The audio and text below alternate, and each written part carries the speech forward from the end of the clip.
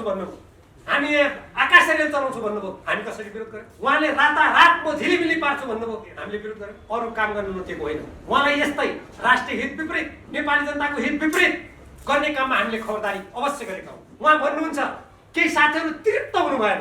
म उहाँलाई प्रश्न गर्न चाहन्छु, उहाँले पार्टी अध्यक्ष र प्रधानमन्त्री हुँदा हुँदै भविष्यलाई अन्धकारतिर धकेल्ने गरी, राष्ट्रको भविष्यलाई खेलबाड गर्ने गरी उहाँले त्यो प्रधानमन्त्री र अध्यक्षभन्दा ठुलो पद के हो? तैपनि प्रधानमन्त्रीको पदमा बसिसकेपछि त्यो पद कुनै व्यक्ति विशेषको गुटको हुन सक्दैन, त्यो कसैको व्यक्तिगत लहरमा हुन सक्दैन। उहाँले त्यो अडान लिनुभयो भनेर उहाँलाई कानुन मन्त्रीबाट हटाइएको छ। यसमा युवराज खतिवडाले अमेरिकाको निजलाई राजदूत बनाउनुको उद्देश्य पनि त्यही नै हो। नेपालको नक्साको कुरा उल्लेख गरेको किताबमाथि प्रतिबन्ध लगाउने प्रधानमन्त्रीले उहाँ भारत भ्रमण गर्नुहुन्छ कि कुन देशको भ्रमण गर्नुहुन्छ, त्यसबाट केही आउला भनेर नेपाली जनताले आश नगरे पनि हुन्छ। अनि यस्तो देशको प्रधानमन्त्री हो, त्यत्रो बैठकमा निर्णय गरेको विपरीत उहाँले पत्नी सभा भङ्ग गर्नु। यदि हाम्रो नक्कली सही थियो भने अनि केपी शर्मा ओलीजीले ती सही नक्कली हुन्, म त्यसको शनाख्त गर्छु, किन भन्नुभयो? झुट कुरा हो त्यो। र केपी शर्मा ओली यसमा कति दोषी हुनुहुन्छ? उहाँको कारणले पार्टी फुटेको हो कि अथवा प्रचण्ड बाजा नेपालको कारणले फुटेको? जस्टिफाई गरिदिनको लागि म आदरणीय गुरुबाट जुन बेला उहाँ प्रधानमन्त्री भइसक्नु भएको थिएन, आम निर्वाचन सम्पन्न भएर अब पार्टीले यदि उहाँलाई संसदीय दलको नेतामा चयन गरेको अवस्थामा उहाँ प्रधानमन्त्री हुने कुरा लगभग निश्चित थियो। त्यो बेलामा उहाँले पार्टीसँग कुनै सल्लाह नगरी एउटा देशको त्यो नेताले गर्नुहुने काम उहाँले भारतीय विदेश मन्त्रीलाई आमन्त्रण गरेर त्यहाँबाट सुरु गर्नुभयो। कूटनीतिक क्षेत्रमा त्यसको आलोचना भयो। त्यसपछि उहाँले एसिया प्रशान्त क्षेत्रको नाममा सोल्टी होटलमा एउटा विदेशी महिलाले आयोजना गरेको कार्यक्रममा जो होली वाइन भनेर चिनिन्छ, उहाँ 4 दिनसम्म त्यो होटलमा बस्नु। त्यो नेपालको लागि, नेपालको स्वाभिमानको लागि अत्यन्त अशोभनीय र आपत्तिजनक कुरा थियो। हामीले त्यस्तो नगरौँ भनेर हामीले उहाँलाई भन्यौँ। त्यसपछिका दिनहरूमा पनि उहाँले आफ्ना त्यस्ता खालका क्रियाकलापहरू बन्द गर्नु भएन। अर्को उदाहरणको रूपमा भारतीय चलचित्र कर्मीहरूलाई त्यहाँको एउटा कम्पनीले त्यहाँको चलचित्र उद्योगमा योगदान दिए बापत दिनुपर्ने स्याबासी अर्थात् तकमा उपहार नेपाली जनताको 1.5 अरब रुपियाँभन्दा बढ्ता राजस्व खर्च गरेर काठमाडौँमा उहाँले आयोजना गर्नु खोज्नुभयो। त्यसको व्यापक विरोध हो। हामीले उहाँलाई पार्टीभित्र ध्यानाकर्षण गरायौँ, त्यो रोकियो पनि। त्यसको साथसाथै हाम्रो देशमा जुन भारतबाट आयात हुने अर्थात् चीनबाट आयात हुने तरकारी फलफुलको कुरा छ, त्यो विषादी परीक्षण गरेर मात्रै नेपाली जनताले त्यसको उपभोग गर्न पर्छ भन्ने नागरिक समाजको पहिलेदेखि भनाइ आएको छ। अहिले पनि त्यो भनाइ छ। तत्सम्बन्धमा हामीले ध्यानाकर्षण गरायौँ। उहाँले त पहिले भन्नुभयो कुनै पनि देशले भनेको छैन, क भन्यो हामीले रोकेकै छैनौँ भन्नुभयो। तर पछि त्यो कुरा प्रमाणित भएपछि राष्ट्रका सामु उहाँले माफी माग्नुभयो। त्यो घटना घट्यो। यी मैले विगतको कुरा किन भने कोट्याएको भने उहाँ आजकल के भन्नुहुन्छ भने मलाई काम गर्न दिएन भन्नुहुन्छ। हो, उहाँलाई यस्ता देशको हित विपरीत, जनताको हित विपरीत काम नगर्नुहोस् भनेर हामीले सचेत पारेको कुरा साँचो कुरा हो। काठमाडौँमा अर्को म तपाईँलाई उदाहरण दिन्छु। यहाँ बिमस्टेकको शिखर सम्मेलन भयो। त्यो शिखर सम्मेलन बिमस्टेक भनेको यस्तो संस्था हो जसले यसका सदस्य राष्ट्रहरूको बिचमा आर्थिक सहयोगको लागि काम गर्छ। तर उहाँले संयुक्त सैनिक अभ्यास भारतको पुणेमा गर्ने कुरामा सहमति जनाउनु भयो। त्यसको संसदमा विरोध भयो। अन्तर्राष्ट्रिय सम्बन्ध समितिले आपत्ति जनायो। देशका बुद्धिजीवी कूटनीतिक सबैले आपत्ति जनाएपछि उहाँहरूले रक्षा मन्त्रालयमा निर्णय गरेर, मन्त्री परिषदमा निर्णय गरेर नेपाली सेनालाई टोली पठाउन ठिक्क पारेको कुरा बदल गर्यो। हो, त्यसमा हामीले रोकेकै भनेकै हो। त्यसपछि हामीले हाम्रो लिम्पियाधुरा लिपुले कालापानी क्षेत्रमा जहाँ भारतले लामो समयदेखि अतिक्रमण गरेको छ, त्यो अतिक्रमणको विरुद्धमा तपाईँहरूले उच्च स्तरमा कुराकानी गर्नु पर्यो हामी भन्दै थियौँ।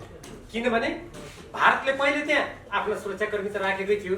त्यसपछि उसले आफ्नो देशको राजनीतिक नक्सामा त्यो ठाउँलाई फेरि समावेश गर्यो। त्यसको विरुद्ध नेपालमा सशक्त आवाज उठ्यो र नेपालको नक्सा प्रकाशित गर्नुपर्छ भनेर हामी सबैले आवाज उठायौँ। सञ्चारकर्मीले आवाज उठाउनु भयो, देशका देशभक्त नागरिकले कुरा उठाउनु भयो।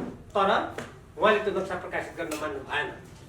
तर जब पछि भारतीय रक्षा मन्त्रीले हाम्रो त्यो ठाउँलाई अझ बढी अतिक्रमण हुने गरेर उहाँले कथित जब सडक उद्घाटन गर्नुभयो, उहाँले त्यो विरोध थ्याक्न सक्नु भएन। संसदमा कुरा उठ्यो, अन्तर्राष्ट्रिय सम्बन्ध समितिमा कुरा उठ्यो। जनताले व्यापक रूपमा आवाज उठाएपछि उहाँ त्यसपछि म नक्सा प्रकाशित गर्छु भनेर बाध्य हुनुभयो। त्योभन्दा अगाडि उहाँले संसदमा भाषण गर्नुभएको कुरा म यहाँलाई जानकारी गराउँछु। तपाईँहरूले त्यस सम्बन्धी समाचार सम्प्रेषित पनि गर्नुभएको छ। उहाँले संसदको रोस्टरमा उभिएर भन्नुभयो नक्सा किन प्रकाशित गर्ने, भूमि ल्याउने हो नि भनेर उहाँले त्यसको प्रतिवाद गर्नुभयो। अनि आजकल उहाँ भन्नुहुन्छ मैले नक्सा प्रकाशित गरेको हुनाले मलाई सरकारबाट हटाउन खोजियो। एउटा देशको प्रधानमन्त्रीले यस्तो गैर जिम्मेवार तथ्यहीन कुरा बोल्न सक्नु हुँदो रहेछ भन्ने कुराको कल्पना पनि गर्न सकिँदैन। नक्सा त हामीले उहाँलाई बाध्य पारेर प्रकाशित गर्यौँ, तर के भयो त्यसपछि शिक्षा मन्त्रालय पाठ्य विकास केन्द्रले हाम्रो सिमाना कहाँ कहाँ मिचेको छ भन्ने अत्यन्त राम्रो पुस्तिका प्रकाशित गर्यो।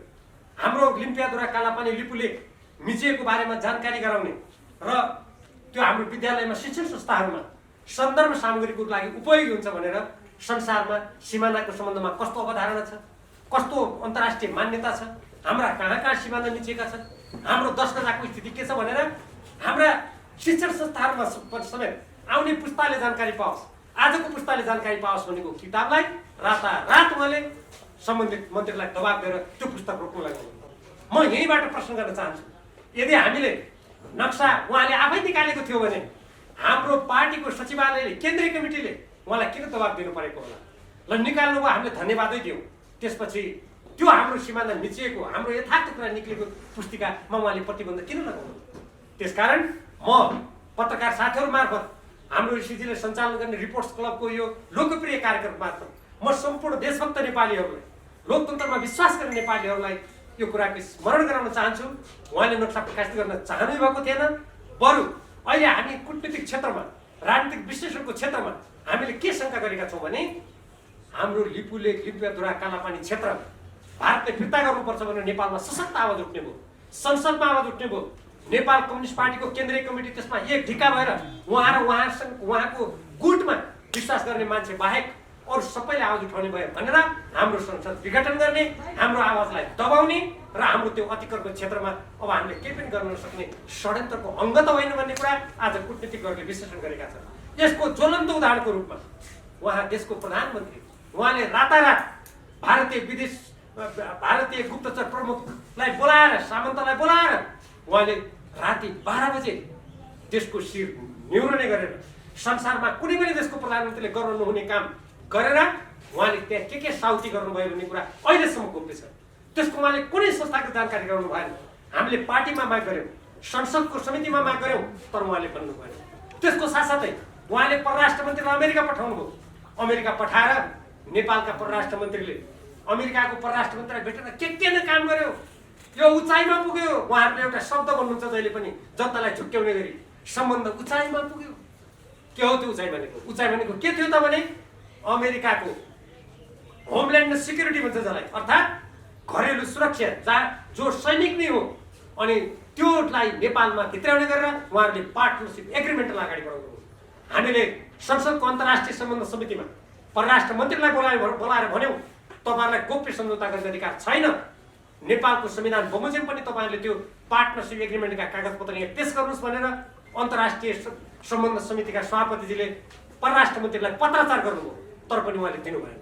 हामी जति बेला गत माघ महिनामा नेपाल कम्युनिस्ट पार्टी नेकपाको दोस्रो केन्द्रीय कमिटीको बैठक बसेर कार्यदल गठन भयो, त्यसको प्रमुख पूर्व प्रधानमन्त्री तथा हाम्रो पार्टीका वरिष्ठ नेता झलनाथ खनालजी हुनुहुन्थ्यो, म स्वयं सदस्य थिएँ र परराष्ट्र मन्त्री प्रदीप ग्यावालीजी सदस्य हुनुहुन्थ्यो।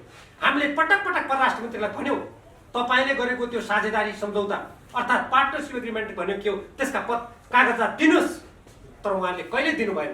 कहिले भन्नुभयो रक्षा मन्त्रालयसँग छ, कहिले भन्नुभयो त्यो खोज्नुपर्छ, कहिले भन्नुभयो दिउँला। म सम्पूर्ण देशभक्त नेपालीहरूलाई, तपाईँ पत्रकार साथीहरू मार्फत आह्वान गर्न चाहन्छु, यो सरकारका प्रधानमन्त्री केपी शर्मा ओलीजीले नेपालको संविधान विपरीत, नेपालको स्वतन्त्र परराष्ट्र नीति विपरीत अमेरिकासँग गरेको साझेदारी सम्झौता के हो त्यो दिनु पर्यो। म खास गरी ऋषिजी हाम्रो यस्ता कुराहरू खोताउनुहुन्छ धेरै, उहाँ मार्फत तपाईँहरूले पनि धेरै कुराहरू थाहा पाउनुहुन्छ। यो साझेदारी सम्झौता देशभक्त नेपालीहरूले माग गरेका छन्, मैले उहाँहरूको आवाजलाई मुखरित गरेको छु।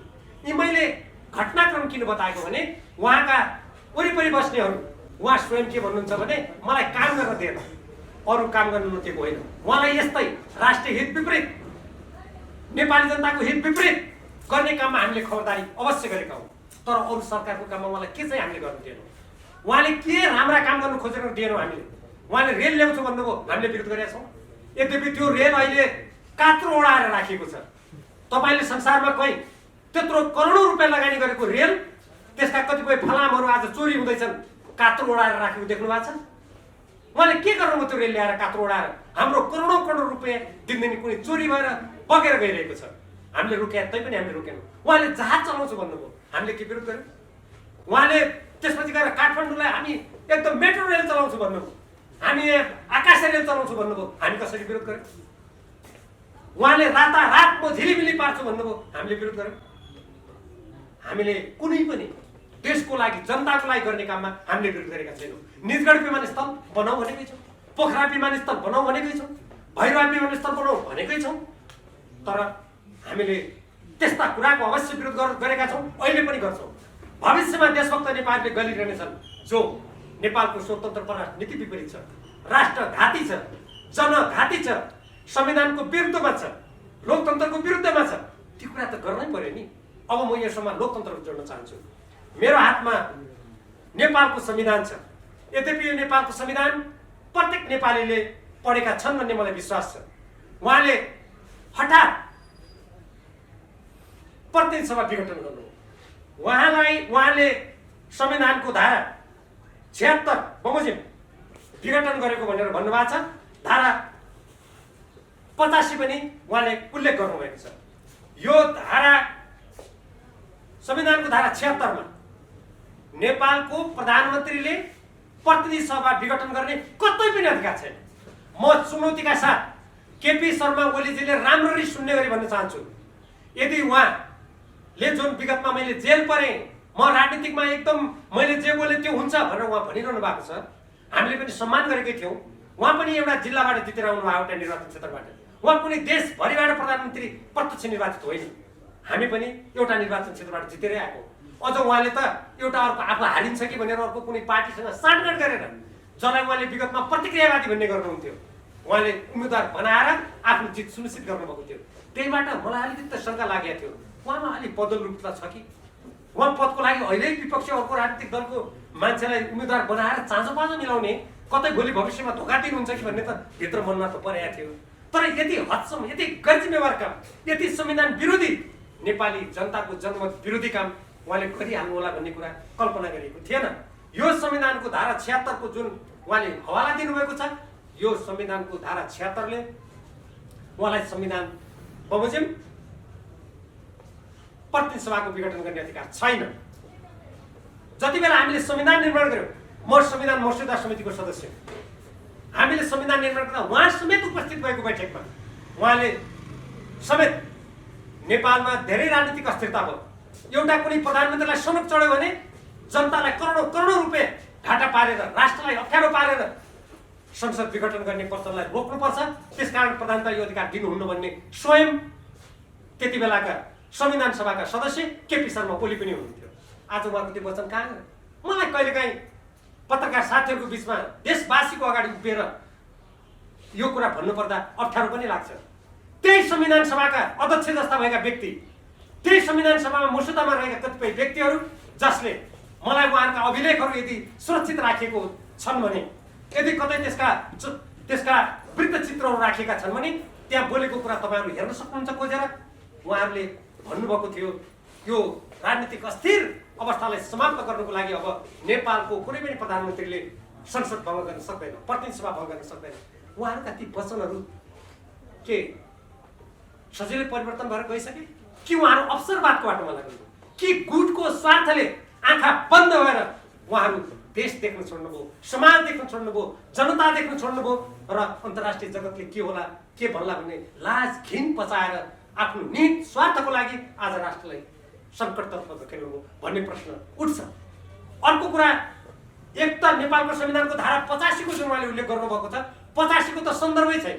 र यो 76 संविधानको धारा 76 मा के व्यवस्था छ भने जबसम्म संसदमा वैकल्पिक व्यवस्था हुन्छ, जबसम्म प्रधानमन्त्री बन्ने सम्भावना हुन्छ, तबसम्म प्रधानमन्त्री विघटन गर्न पाउँदैन। उदाहरणको लागि जुन निर्वाचन भयो, निर्वाचनमा मान्नुहोस् कुनै दलले बहुमत ल्याएन, बहुमत नल्याउने अवस्थामा त्यसपछि सबैभन्दा ठुलो दललाई त्यो अधिकार जान्छ। त्यो पनि नसक्ने अवस्था भयो भने संयुक्त कुनै दल या कुनै व्यक्ति जसले त्यो बहुमत प्राप्त गर्न सक्छ, निज प्रधानमन्त्री हुन सक्छ। त्यो पनि भएन भने मात्रै सरकार बन्ने कुनै पनि सम्भावना भएन भने मात्रै त्यो विघटन हुनु कल्पना यो संविधानमा गरिएको छ। र यो संविधानले यो लेख्दा यसमा हस्ताक्षर गर्ने व्यक्ति केपी शर्मा ओली पनि हुनुहुन्थ्यो।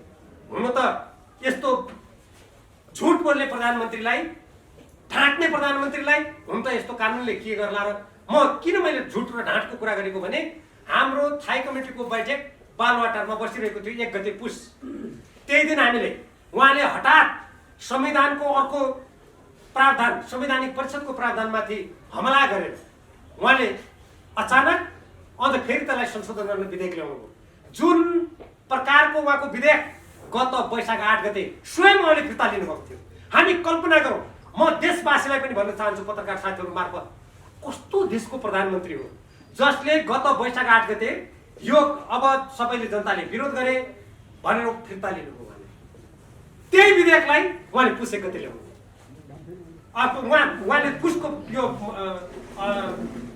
मङ्सिरको अन्तिममा उहाँले फेरि त्यो ल्याउनु।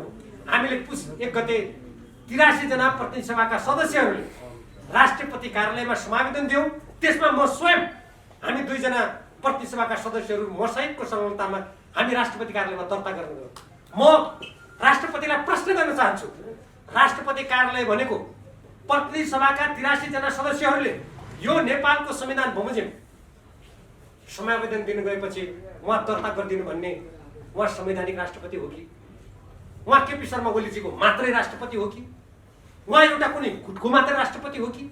या उहाँले हाम्रो समावेदन दर्ता गर्नु पर्थ्यो? यो नेपालका कानुनविदहरू, पत्रकार साथीहरू, लोकतन्त्रमा विश्वास गर्ने नेपाली जनता, देशभक्त नेपाली जनताले उहाँलाई सोध्नु पर्छ यो प्रश्न। म 6 घण्टा हामीहरू त्यहाँ बस्यौँ। तर त्यही दिन पुस 1 गते बालुवाटारमा नेकपा, नेपाल कम्युनिस्ट पार्टी नेकपाको थाई कमिटीको बैठक बसिराखे हुनाले त्यो बैठकलाई प्रधानमन्त्रीले भन्नुभयो, अब म अध्यादेश फिर्ता लिन्छु, प्रतिनिधि सभा विघटन पनि म गर्दिनँ, अब पार्टीसँग सहमति गरेर काम गर्छु। त्यसकारण तपाईँहरूले त्यहाँ 2 जना जो हाम्रो थाई कमिटीका सदस्य, प्रतिनिधि सभाका सदस्य जानुभएको छ, उहाँहरूलाई फिर्ता बोलाउनु पर्यो भनेर उहाँले भन्नुभयो। उहाँले मलाई समेत फोन गर्नुभयो, तपाईँ फिर्ता हुनुहोस् भनेर। मैले भने मैले फिर्ता किन हुने?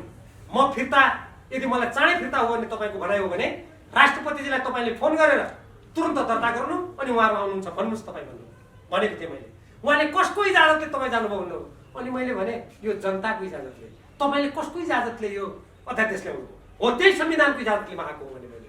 तर पछि थाई कमिटीमा उहाँले वचनबद्ध, त्यत्रो थाई कमिटीमा र उहाँका वरिपरि बस्ने जसका उहाँका गुटका बनेका कि साथीहरू जो हिजो संविधान सभामा समेत हुनुहुन्थ्यो, उहाँहरूले त्यो थाई कमिटीको बैठकमा अब अध्यादेश प्रधानमन्त्री फिर्ता लिनुहुन्छ, प्रतिनिधि सभा विघटन हुन्न भन्ने कुरा सर्वसम्मतले निर्णय गरेपछि अनि त्यो कुरा हामीलाई बालुवाटारबाट हाम्रा पार्टीका अध्यक्षले हामीलाई भनेपछि हामी त्यहाँबाट फर्किएका हौँ।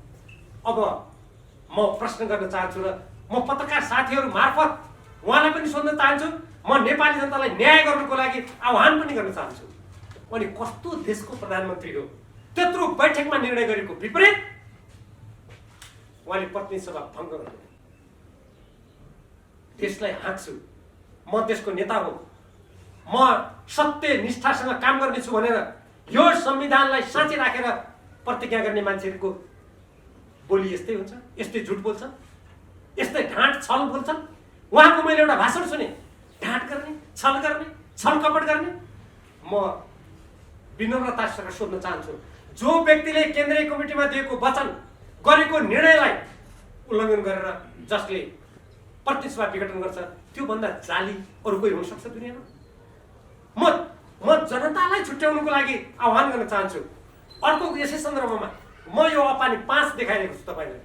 यो भदौ 26 गते नेपाल कम्युनिस्ट पार्टी नेकपाको थाई कमिटीले निर्णय गरिसकेपछि यहाँहरूले क्यामेराको फोकस लगाउनुहुन्छ भने फोकस लगाउनुको लागि म अनुरोध गर्छु। यहाँ तपाईँ देख्नुहुन्छ केपी शर्मा ओली अध्यक्षको हस्ताक्षर छ, यतापट्टि पुष्पकमल दाहाल प्रचण्डको हस्ताक्षर छ। तपाईँहरूले टेलिभिजन क्यामेरालाई अलिकति यसमा केन्द्रित गर्नुभयो भने तपाईँ हस्ताक्षर देख्न सक्नुहुन्छ।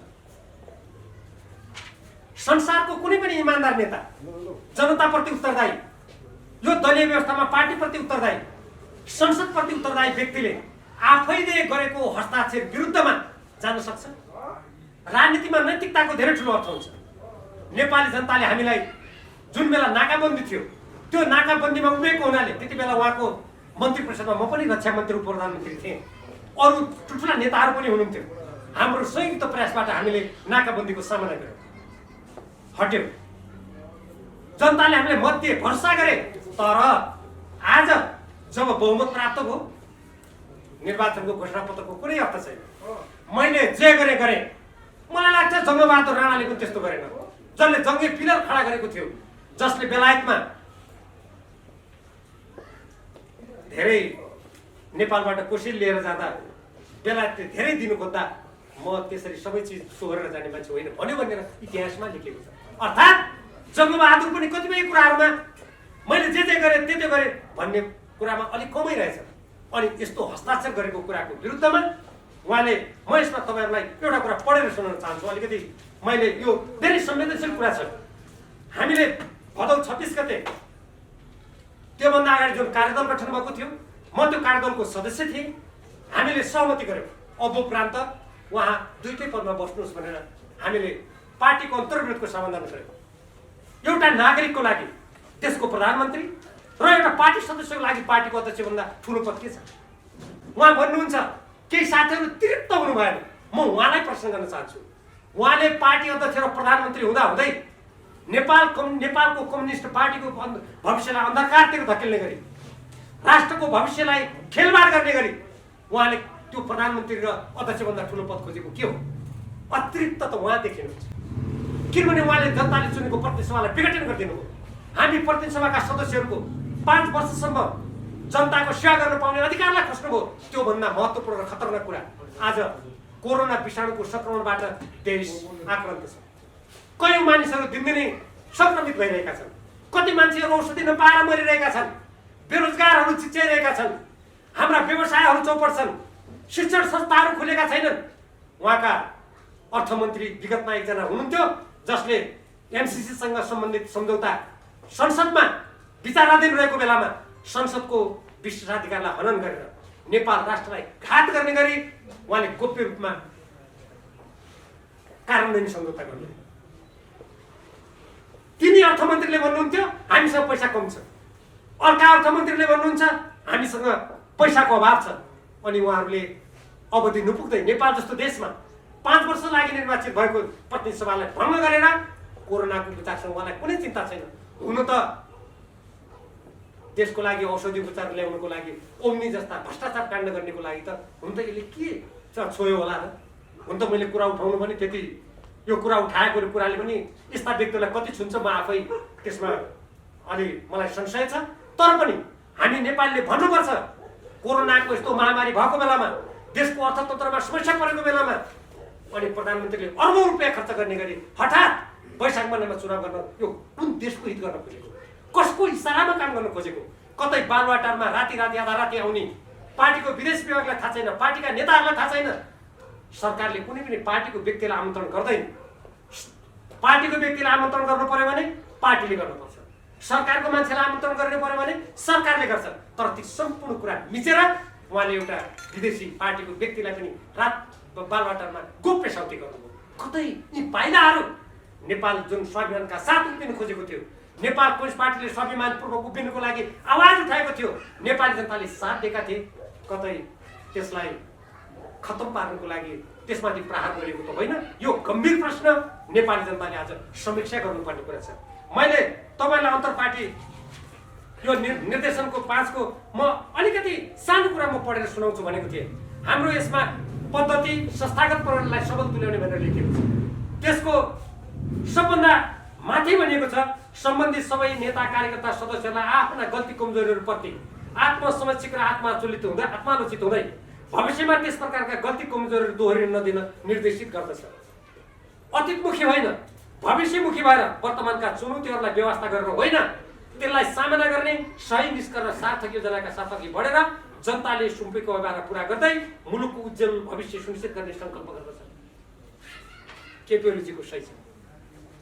आफैले लेखेको, आफैले सही गरेको कुरामा निष्ठा नहुने व्यक्तिले म देश चलाउँछु अनि म अब 50% बहुमत ल्याएर जान्छु भन्ने योभन्दा हास्यास्पद तर्क केही हुन सक्दछ? र त्यस्तै गरेर यो विगतका अन्तर्विरोधहरू समाधान गर्नेदेखि लिएर अनि आन्तरिक विवादलाई कटुतापूर्ण र यदाकदा शत्रुतापूर्ण तहमा भड्काउन खोज्ने, पार्टी अनुशासनलाई गुट अनुशासन लिएर पार्टीलाई गुटले विस्थापित गर्न खोज्ने, गुटका अलग अलग बैठक बस्ने, निर्णय गर्ने र सार्वजनिक रूपमा आरोप प्रत्यारोपमा उत्रिने जस्ता गलत अभ्यासहरूलाई कडाइका साथ नियन्त्रण गर्ने र पार्टीलाई अनुशासित र पार्टीभित्रको बहस विवादलाई विधिसम्म र मर्यादित तुल्याउने प्रण गर्दछ। केपी ओलीजीले यसमा गरेको सही उहाँले लेखेको कुरा, उहाँले जिम्मा लिने कुरामा कुनै नैतिकताको महसुस गर्नुहुन्छ कि? म प्रश्न गर्न चाहन्छु। त्यसबाहेक हेर्नुहोस्, यसमा एमसिसीको कुरा लेखिएको छ, यसमा उहाँले कार्यकारी अधिकार प्रचण्डजीलाई दिने कुरा लेखिएको छ र त्यसपछि अब विवादका सम्पूर्ण कुराहरू निराकरण गरेर पार्टीको निर्देशनमा चल्ने कुरा लेखेको छ। तर उहाँ त्यो पार्टी फुटाउनुहुन्छ। मदन भण्डारी जीवित हुनुभएको भए के भन्न ठान्नुभयो, के ठान्नुहुन्थ्यो होला? जहाँ उहाँसँग गाँसिएका व्यक्ति राष्ट्रपति भएको ठाउँमा 83 जनाले हस्ताक्षर गरेर लिएको समावेदन दर्ता हुँदैन। अनि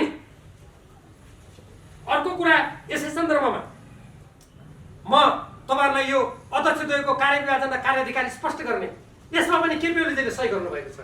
यहाँ लेखिएको छ, अध्यक्ष कमरेड केपी शर्मा ओलीले प्रतिनिधि सभाको यो कार्यकालभरि प्रधानमन्त्रीको जिम्मेवारीमा रहेर सरकारलाई नेतृत्व गर्ने र सरकारको काममा केन्द्रित हुने। र अर्को बुँदामा भनेको छ, अध्यक्ष कमरेड पुष्पकमल दाहाल प्रचण्डले कार्यकारी अधिकार सहित पार्टीका बैठकहरूको सञ्चालन, निर्णयहरूको कार्यान्वयन र समग्र पार्टी कामको जिम्मेवारीमा केन्द्रित हुने।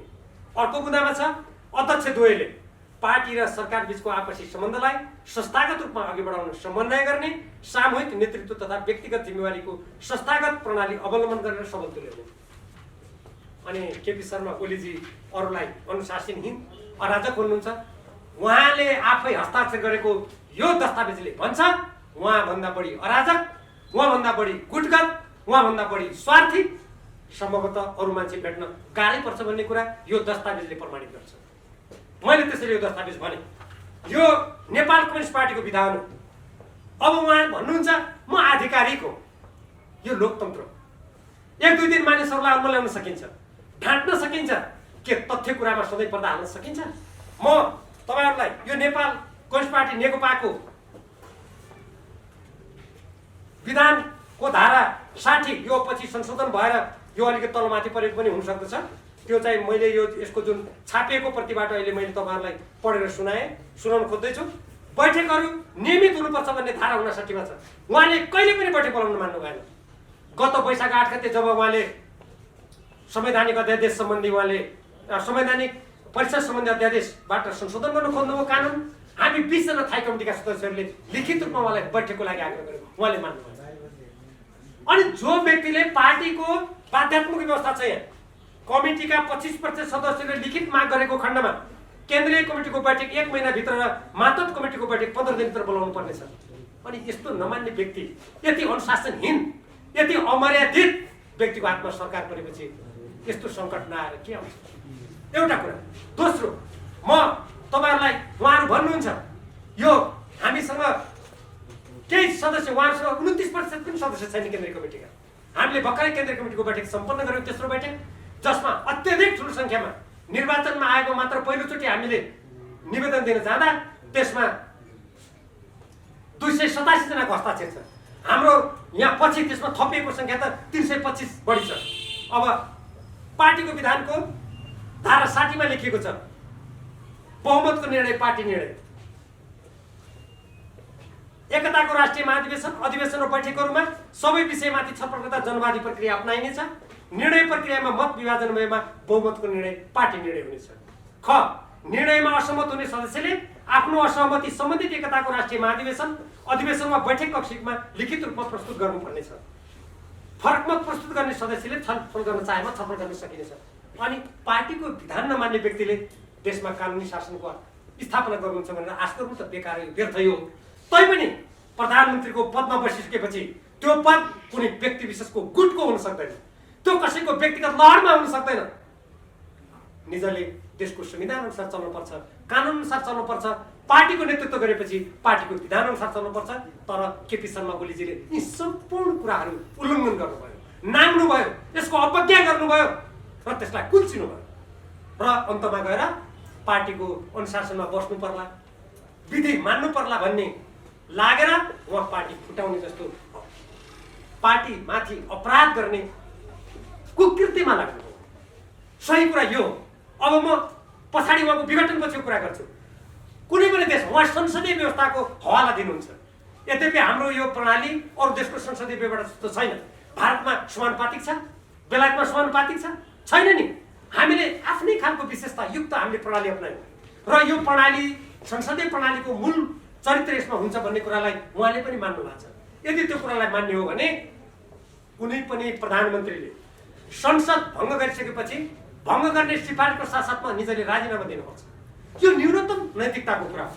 राजीनामा दिइसकेपछि राष्ट्राध्यक्ष वा राष्ट्रपतिले अर्को प्रधानमन्त्री नियुक्त नहुँदासम्म तपाईँले नै त्यो काम गर्नु भनेर भन्ने प्रचलन छ। विगतमा गिरिजाप्रसाद कोइरालालाई पनि त्यही भनेको थियो, अरू विघटनमा जानेहरूलाई पनि त्यही भनेको थियो। त्यसपछि मन्त्री परिषदमा विस्तार हुँदैन, राष्ट्रलाई दीर्घकालीन प्रभाव पार्ने कुराको काम गर्न पाइँदैन। तर केपी शर्मा ओलीजी उहाँ मन्त्री परिषद गठन गर्दा कुनै मन्त्रीलाई थाहा दिनुहुन्न। मैले विशेष सूत्रबाट थाहा पाए अनुसार अहिले मन्त्री भएका कुनै पनि व्यक्तिलाई को हुँदैछन् अरू भन्ने पनि थाहा छैन। हुँदा उहाँले मन्त्री बनाइसकेपछि बसेको मन्त्री परिषदको बैठकमा मैले सुने अनुसार एकजना मन्त्रीले भन्नुभएछ, अरू त कोही बोलेनछन्, होइन यो मन्त्री परिषदको यत्रो परिवर्तन हुँदा तपाईँ यो मन्त्रालयबाट यो मन्त्रालयसँग सर्दै हुनुहुन्छ भन्ने समेत नथाहा पाउने यो कस्तो हो भनेर एकजनाले बोल्नु भएछ। त्यसको कुनै जवाफ दिनुभएको छ। अर्को कुरा मैले सुनेको छु, कानुन मन्त्री परिवर्तन गरिएको छैन। यो एकदम संवेदनशील कुरा छ। यसको म पत्रकार जगतलाई, नेपालको हित चाहने सम्पूर्ण नेपालीलाई अनुसन्धान गर्न विशेष अनुरोध गर्दछु। एनसिएलले 70 अर्ब रुपियाँभन्दा बढ्ता कर तिरेको छैन र त्यो कर सम्बन्धी मुद्दा अहिले अमेरिकाको वासिङटनमा अन्तर्राष्ट्रिय मध्यस्थ अदालतमा चलिरहेको छ। सबभन्दा पहिले त अहिले अमेरिकाको राजदूत भएका युवराज खतिवडाजीले अर्थमन्त्रीको हैसियतबाट त्यो एनसिएलको विरुद्धमा मुद्दा चल्न नदिनुको लागि उहाँले विभिन्न निकायलाई दबाब दिएको कुरा मैले सुनेको छु। कान्तिपुर पत्रिकामा पनि प्रकाशित भएको छ। र अहिले भर्खरै कानुन मन्त्रीबाट हटाइएका मन्त्रीजीले यसमा त कारबाही गर्नुपर्छ, यो त राष्ट्रघाती काम हुन्छ। 70 अर्ब रुपियाँको कुरा प्रतिरक्षा नगर्ने हो भने योभन्दा ठुलो राष्ट्रहित विपरीतको कामहरू हुन सक्दैन भनेर उहाँले अडान लिनुभएको थियो भने मैले सुनेको छु। उहाँले त्यो अडान लिनुभयो भनेर उहाँलाई कानुन मन्त्रीबाट हटाइएको छ। यसमा युवराज खतिवडाले अमेरिकाको निजलाई राजदूत बनाउनुको उद्देश्य पनि त्यही नै हो र निजले यो एनसिएल सम्बन्धी मुद्दा खतम पार्नुपर्छ, यो मुद्दामा बहस गर्नु हुँदैन, प्रत्युत्तर पठाउनु हुँदैन र यहाँ अहिलेको कानुन मन्त्रीले राष्ट्रिय हितमा प्रतिरक्षा गर्नुपर्छ भनेकोले तिनलाई नहटाउँदासम्म यहाँ नेपालबाट बाधा हुने भयो भनेर यो रातारात हटाइएको छ। यसलाई हटाउने काममा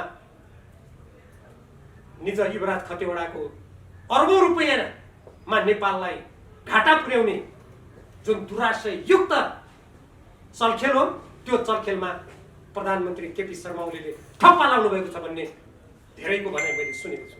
पत्रकार साथीहरूले खोज गर्नुहोला, अनुसन्धान गर्नुहोला।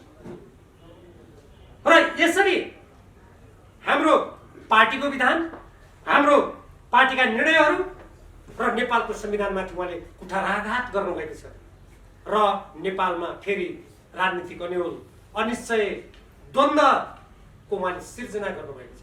संवैधानिक निकायहरूको नियुक्ति हेर्नुहोस्, 6 मिनेट अगाडि प्रतिनिधि सभा विघटन हुँदा 6 मिनेट अगाडि संसदमा नामावली पठाइएको छ। यो लोकतन्त्रमा विश्वास गर्ने कुनै प्रधानमन्त्री, कुनै नेताबाट यस्तो हुन्छ भन्ने कसैले कल्पना गर्न सक्छ? यो आपत्तिजनक छ। अब अर्को कुरा, ऐन अदालतमा मुद्दा परेको छ। यदि यो नेपालको संविधानको सम्मान गर्ने हो भने, नेपाली जनताले बगाएको रगत पसिना नेपालको राष्ट्रिय हितको सम्मान गर्ने हो भने प्रथम दृष्टिमा नै यो प्रतिनिधि सभाको विघटन बदरभागी छ। यसको लागि कुनै ठुलो न्यायाधीश हुनु पर्दैन। निर्वाचन आयोगमा जहाँसम्म दर्ता गर्ने कुरा छ, जुन पार्टीको केन्द्रीय कमिटीमा 441 जना सदस्य थिए त्यसमध्ये कोही संवैधानिक निकायमा नियुक्ति भएर, राजदूत नियुक्ति भएर, कसैको मृत्यु भएर जम्मा 434 सदस्य बाँकी छन्। 434 सदस्य मध्ये 287 को त त्यहाँ नामै उल्लेख भइसकेको छ। अनि त्यसबाहेक थप हामी पठाउँदैछौँ। अनि यो कस्तो लोकतन्त्र होला जहाँ यो मेरो पार्टी आधिकारिक हो, हामी बहुमत छौँ भने भनिरहनु पर्छ न? कि त भन्नु पर्यो अब केपी शर्मा ओलीले यो देशलाई लोकतन्त्र होइन। जसरी उहाँले त्यति बेला गणतन्त्रको विरुद्धको लडाइँमा, म त्यति बेला कारागारमा थिएँ, माधव कुमार नेपाललाई थुनिएको थियो नुवाकोटमा लगेर, अरू कैयौँ नेताहरू भूमिगत हुने अवस्था थियो। त्यो बेलामा गणतन्त्रको पक्षमा सक्रियतापूर्वक लाग्ने नेताहरू अरूै हुनुहुन्थ्यो उहाँहरू बाहेक। अब कि त त्यतातिर जानु खोजी पाउनु पर्यो। त्यो हो भने त्यो देश जनतामाथिको गद्दारी हुन्छ र हामी सम्पूर्ण नेपालीले आजको पुस्ता र भोलिको भावी पुस्तालाई कसैले अन्धकारतर्फ धकेल्न नसकोस् भनेर सजग हुनुपर्ने अवस्था छ। आज हाम्रो देश भारत र चीन जस्ता ठुला देशहरूको बिचमा छ। हामी संवेदनशील राजनीतिक अवस्थामा छौँ।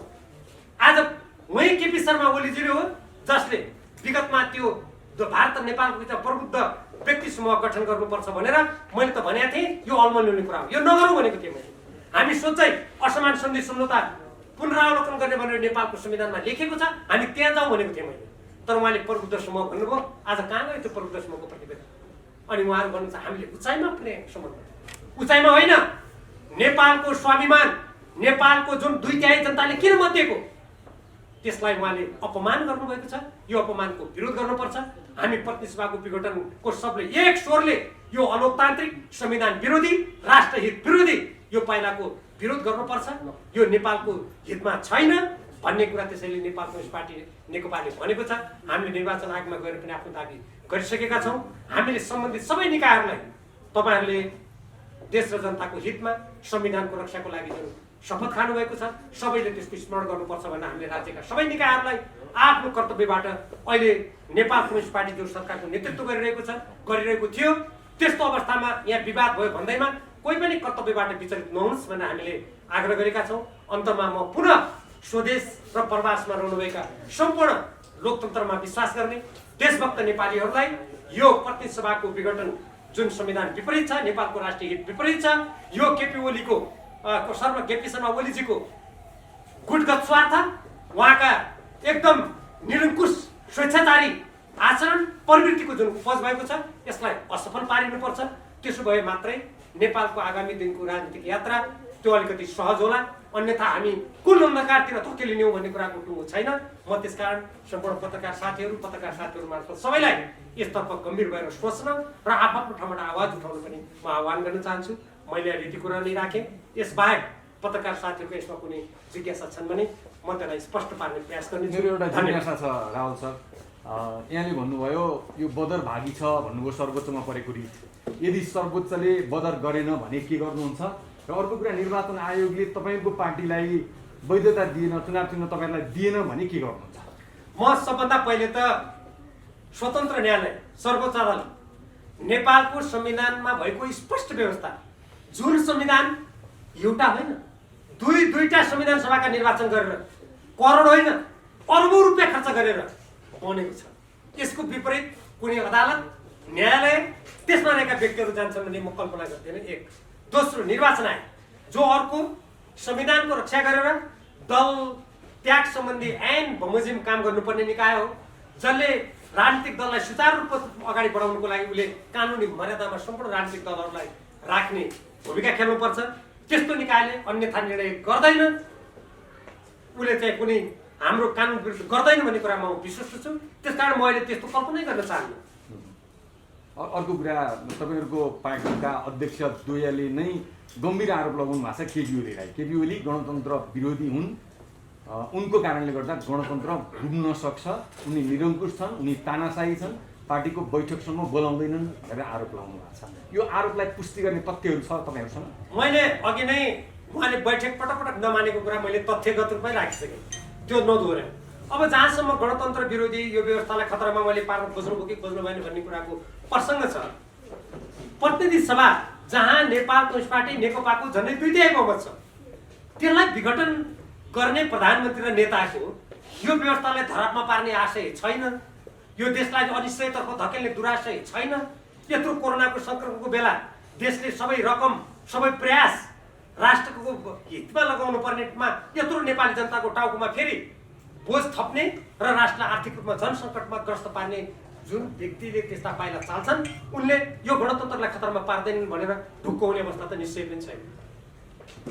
दुईटा प्रश्न एकदम सटीकमा दिएर मुख्यमन्त्री ईश्वर शङ्कर पोखरेलज्यूले अन्तर्वार्तामा भन्नुभएको छ कि संसदीय दलको नेतामा मतदान गरौँ भन्दाखेरि प्रचण्ड ओली पक्षहरू मान्नु भएन अरे, अनि पछि विघटन गर्ने भनिसकेपछि चाहिँ उहाँहरूले त्यो विघटनको विपक्षमा रहेका 90जना सांसदको हस्ताक्षर स्वीकृति गर्ने भन्ने खालको कुरा पनि गर्नुभयो। अर्को कुरो चाहिँ जस्तो तपाईँहरूको नेकपाभित्र आन्तरिक विवाद बढिरहँदाखेरि चाहिँ परराष्ट्र मन्त्री पनि फेरि 17 गते भारत भ्रमणमा जाँदै हुनुहुन्छ, फेरि 20 गते फेरि प्रधानमन्त्री केपी शर्मा ओलीज्यूको पनि भारत भ्रमण गर्ने भन्ने समाचार आएको छ। यसलाई कसरी हेरिरहनु भएको छ तपाईँको आन्तरिक विवाद बढ्दाखेरि भारत भ्रमणलाई? म तपाईँको दुईटा प्रसङ्गको जवाब फरक फरक दिन्छु। जहाँसम्म तपाईँले कुनै उहाँहरूको केपी शर्मा ओलीजीको गुटभित्रका कुनै एकजना नेताले यो संसदीय दलमा कसको पक्षमा कति छन् मतदान गरौँ भन्ने भएको थियो, उहाँहरूले मान्नु भएन भन्ने कुरा 100% झुट कुरा हो। हामीले बरु के भनेका थियौँ भने यदि प्रधानमन्त्रीका कुनै भनाइ छन् भने संसदीय दलको बैठक बोलाउनुहोस्, त्यो संसदीय दलकोमा कुरा राख्नु पाउनु पर्यो भनेका थियौँ। उहाँले संसदीय दलको बैठक समेत बोलाउनु मान्नु भएन। त्यसकारण संसदीय दलमा हामीले मत कति हुन्छ भनेका थियौँ अनि नक्कली सही गरेर दियो भन्ने कुरा गलत हो। यदि हाम्रो नक्कली सही थियो भने अनि केपी शर्मा ओलीजीले ती सही नक्कली हुन्, म त्यसको शनाख्त गर्छु, किन भन्नु भन्नुभयो? झुट कुरा हो त्यो। अब जहाँसम्म वर्तमान परराष्ट्र मन्त्री यो कामचलाउ सरकारका परराष्ट्र मन्त्री प्रदीप गेवालीजी भन्नुहोस् वा कामचलाउ सरकारका प्रधानमन्त्री केपी शर्मा ओलीजीले भारत भ्रमण गर्ने कुरा गर्नुभएको छ, उहाँ सहयोग गर्न सक्नुहुन्छ। अब उहाँहरूलाई के छ र प्रतिसभा विघटन गरिसक्नुभयो। अब देश कोरोनाको महामारी छ, सबै पैसा जति अब चुनावमा खर्च गर्ने राष्ट्रको हित विपरीतको काम उहाँले गरिसक्नु भएको छ। उहाँले कुनै भ्रमण गर्नुभयो भने पनि नेपालको राष्ट्र हित विपरीत या दीर्घकालीन निर्णय हुने कुनै पनि कुरा गर्ने अधिकार उहाँलाई छैन। अब उहाँ सैर सपाटा त गर्नु सक्नुहुन्छ, जहाँ घुमे पनि भयो। एकचोटि वर्तमान प्रधानमन्त्री पिएचडीको डिग्री लिन जान्छु भनेर कता लेटिन अमेरिका पुग्नु भएको थियो होइन? त्यस्ता कुरा त जति गरे पनि हुन्छ। तर जबसम्म अब हामी एउटा राजनीतिक रूपमा प्रतिनिधि सभा पुनर्स्थापना भएर हामी संसदबाट फेरि आधिकारिक रूपमा यस्तो खालको विवादास्पद यो सरकार विघटन सरकार भएको हो, यो प्रतिसभा विघटन भएको होइन, यो स्थितिको अन्त्य हुँदैन तबसम्म उहाँहरूले कुनै विदेशमा घुमेर उहाँले कुनै कुरा गर्ला भन्ने कुरा हामीले आशा गर्नु पनि व्यर्थ छ। त्यत्रो 2/3 सरकार, त्यत्रो संसद, जसले नक्सा निकाल्दाखेरि उहाँलाई एकसाथ साथ दिएको होइन। त्यत्रो हुँदा त उहाँ नेपालको नक्साको कुरा उल्लेख गरेको किताबमाथि प्रतिबन्ध लगाउने प्रधानमन्त्रीले उहाँ भारत भ्रमण गर्नुहुन्छ कि कुन देशको भ्रमण गर्नुहुन्छ त्यसबाट के आउला भनेर नेपाली जनताले आश नगरे पनि हुन्छ।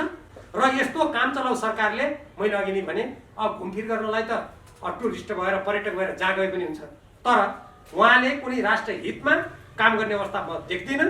र उहाँले अझ यो यस्ता विभिन्न देशका भ्रमण गर्ने नाममा उहाँले कुनै दीर्घकालीन रूपमा त्यसलाई असर पर्ने नकारात्मक कुरा गर्नुभयो भने त्यो त देशको विरुद्ध अपराध हुन्छ र सम्पूर्ण देशभक्त नेपालीले फेरि अर्को कदम चाल्नुपर्ने अवस्था आउँछ। वैशाख 17 गते निर्वाचन हुन्छ कि हुँदैन? यो निर्वाचन उहाँले गर्नको लागि घोषणा गरेको नै होइन। यदि उहाँले यो निर्वाचन गर्नको लागि घोषणा गरेका थियो भने उहाँ यो संविधानको सम्मान गर्नुहुन्थ्यो, आफ्नो पार्टीको यो अपानी 5ले गरेको निर्णयको सम्मान गर्नुहुन्थ्यो। त्यति नभएर हामीले राष्ट्रपति समक्ष जुन समावेदन दिन गएका थियौँ त्यसको सम्मान गर्नुहुन्थ्यो।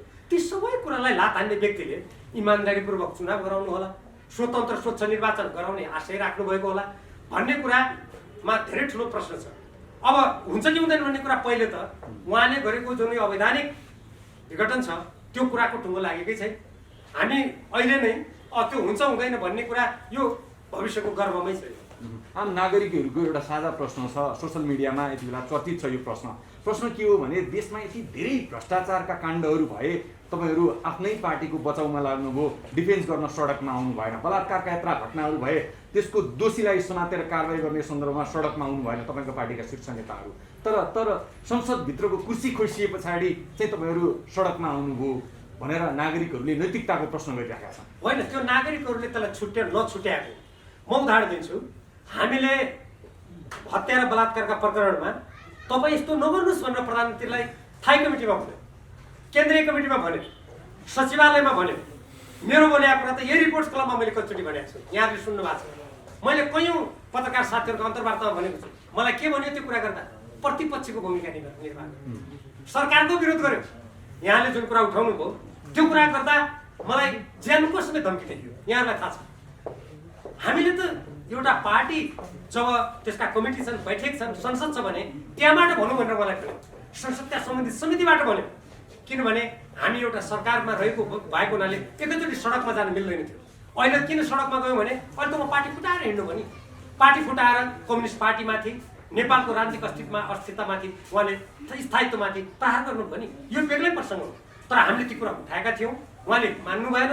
बरु उहाँका र उहाँका वरिपरि बस्ने उहाँका मान्छे के भन्दैछन् भने हामीले त्यस्ता उठाएका कुरालाई हामीले सरकारले काम गर्न दिएनौँ। भ्रष्टाचारी तपाईँले सुन्नुभयो, एकजना मन्त्रीको टेप रेकर्ड उहाँको सोर्सेस सुनियो। अपहरण शैलीमा देशको पूर्व महानिर्देशक जस्तो व्यक्ति, प्रतिनिधि सभाको सदस्य, केन्द्रीय कमिटीको सदस्यलाई उहाँले तराईमा पठाएर अपहरण शैलीमा मान्छे ल्याइयो। अर्को पार्टी फुटाउनु खोज्यो। यो त तथ्य हो नि।